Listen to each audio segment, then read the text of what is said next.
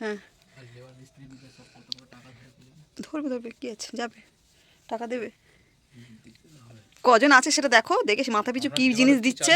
হ্যাঁ আচ্ছা হুম ঝাড়মের বিয়ে হচ্ছে, তাকে বলে তুমিও দেবে। দেখো লেবার বলে কম দেবে, মিস্ত্রি বলে বেশি দেবে, সে কি হয় কখনো? মানুষ তো খাবে একই, মানুষ তো যাবে একই। হ্যাঁ মানুষ তো একই, তাহলে কথাটা হচ্ছে আমাদের মধ্যে কি বলছে, হুম বলে বল। কেন আমরা 4টে হেল্পার আছি, 4টে মিস্ত্রি। হ্যাঁ বলে কে কে? বলে ঝাড়মের বিয়ে হচ্ছে, সেও তো মিস্ত্রি, সে তো হেড। বলে বলে হ্যাঁ তা তো ঠিক, হ্যাঁ আমাকে তো ওকে ধরতে হবে। হুম আর এবারে বলে কি, হে তেঁদর কম না, বিয়েটা বলে জানো তো হুম খুব বদমাস। বলে কেন, উনিও তো মিস্ত্রি, তা ওনার টাকাটা উনি দেবে না? হুম হ্যাঁ হ্যাঁ হ্যাঁ আমার ঠিকই তো, বিয়ে আমার হচ্ছে দেখি। আমার ভাইজির বিয়েতে যাবে, হ্যাঁ দেবে না? ঠিকই তো বলেছে, বলে শালা আমি তো মেয়ের বাপ। বলে, মেয়ের বাপ পড়ে ঠিকই বলেছে। ওসব কথায় পেরে উঠবে না বিয়ের সাথে, এত বদমাস। বল মেয়ের দেবে বাপ তো দেবে কি, দেবে কি? দেবে এখনো কি, কেউ কোনো সিদ্ধান্ত এখনো হয়নি। আচ্ছা টাকা বুঝে, মনে হয় কালকের মনে হয় নিমন্ত্রণ করবে আমাদের, আচ্ছা কার্ড দেবে। আচ্ছা আমাদের সিনিয়র যে হচ্ছে কাকা, হ্যাঁ কাকার হাতে দেবে, হ্যাঁ এবার সবাইকে বলবে যে হ্যাঁ হ্যাঁ যেতে। বুঝেছি বুঝেছি।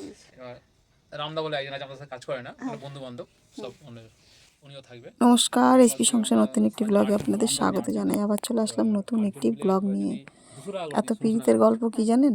আজকের 5 দিন পর, আজকে মঙ্গলবার, সে সরস্বতী পুজোর দিন থেকে নিয়ে ঝগড়া চলছে, মানে রাগারাগি চলছে। আজকের একটু কথা হচ্ছে আর কি, মানে মীমাংসা হয়েছে খুব জোর। আপনার দাদাকে বেশ করে থেতুনি দিয়েছি, দাওয়াতে আজকের একটু হয়েছে, দুই স্বামী স্ত্রীর মধ্যে মিল আর কি, এটাকে ভালোবাসা বলে আর কি।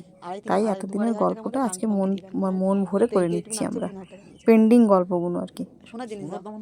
আসলে আপনার দাদার ওখানটায়, কাজের ওখান থেকে একটা নিমন্ত্রণ আসবে, বিয়ে বাড়ি আর কি। সেটা নিয়ে আলোচনা হচ্ছে, কি দেওয়া হবে না হবে, কতজন মেম্বার, কতজনকে নিমন্ত্রণ করবে, সেই বিষয় নিয়ে একটু আলোচনা হচ্ছে। এতদিন তো আপনার দাদা, মানে যেহেতু রাগারাগি চলছিল বলে কিছু বলতে পারিনি, আজকে মন ফেটে ওনার কথা আর কি মুখ দিয়ে বেরোচ্ছে আর কি। তবে হচ্ছে সোনার দাম, সোনা করে দেবো, মানে তোরা টাকা নিয়ে রেখে দে, 1 লাখ টাকা রেখে দিচ্ছি, যখন সোনার দাম বা কমবে তখন ভারী ভারী জিনিস করে নিবি। বলে আমার সোনা করিস না, মানে সব আলোচনা করছে আর কি, এরকম বলছে। বলে ছেলেরা তো আংটি ছাড়া তো বিয়ে হবে না, আংটিটা দিয়ে এখন করে নে কাজটা। একটা আংটি করতে গেলে বলে এখন 80,000 90,000 টাকা পড়ে যাবে। শালা রে, বলে যে আংটি হচ্ছে তোমার 40,000 টাকা হয়ে যেত।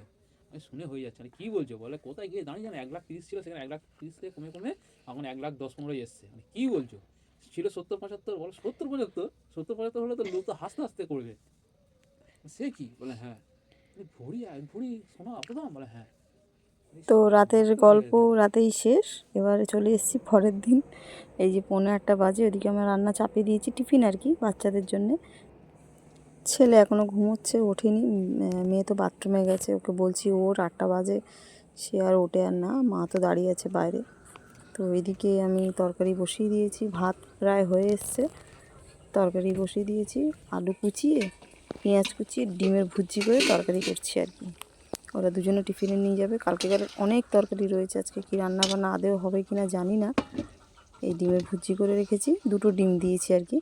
অমলেট করলাম না, সেদ্ধ করার টাইম নেই, আমি ভুজি করে তরকারিটা করে দিলাম। এর আগেও করেছি, খুব একটা খারাপ লাগেনি, তাই আজকের এইটা আবার রিপিট করলাম আর কি।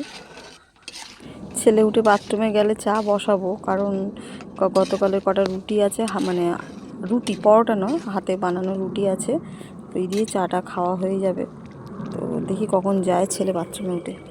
এই তো এখান থেকে তো জল কম মনে হয়, এখানে কম না, না এখানে পারবে না, উঁচু আছে। এই দেখো কিরম করছে। সকালে ছেলেকে বলেছিলাম যে কাকার দোকানের ব্যাগটা আমাদের ঘরে রয়েছে, একটু দিয়ে আসিস, তো ও ভুলে গেছিলো, ভুলে গিয়ে আবার রিটার্ন এসছে। আমি ওকে ব্যাগটা এগোতে দিতে যাচ্ছিলাম, দেখি ও রিটার্ন এসছে, তাই ব্যাগটা হাতে দিলাম, আবার যাচ্ছে দেখুন। ওদিকে আমার রান্নাবান্না শেষ, আজকের একটু অন্য কাগজপত্র কাজের দিকে একটু ব্যস্ত আছি, একটু হুটোপাটি হচ্ছে আর কি। রান্নার কোনো ঝামেলা রাখিনি, ডিমের কারি করেছি, গোটা গোটা ডিমের, আর এই চাটনি করেছি, মাকে ভাত দিয়ে দিলাম, মা বলছে শুধু চাটনি দিয়ে ভাত খাবে।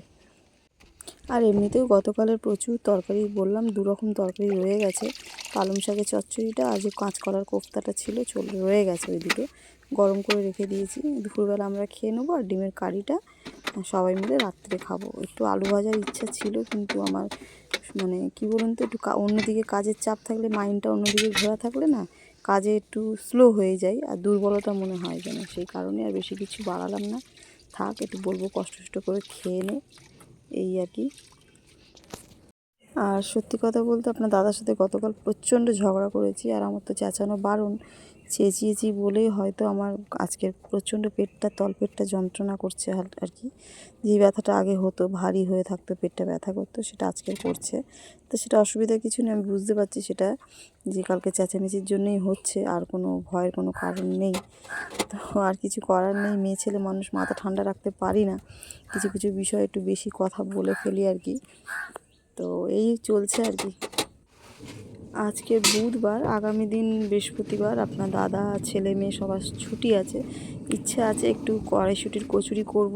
একটু কড়াইশুঁটি কিনেছি, 1 কেজি কেনা ছিল, আরও 1 কেজি কিনেছি। আর ধরুন কড়াইশুঁটি কচুরি করব, আর আলুর দম করব, নতুন আলুও কিনে রেখেছি। আর একটু রসবড়া করার ইচ্ছা আছে, দেখি কি হয়। খুব ইচ্ছা আছে রসবড়ার ডালটা ভিজিয়ে দেবো, আজকেরই ভিজিয়ে দেবো। তো চলুন, ভিডিওটা বেশি বাড়ালাম না, মারও মোটামুটি খাওয়া হয়ে গেছে, জামা কাপড়টা তুলে নিই।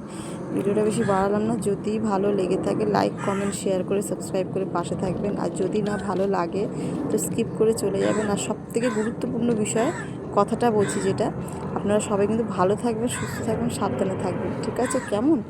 রাখি, আবার আসবো, টাটা।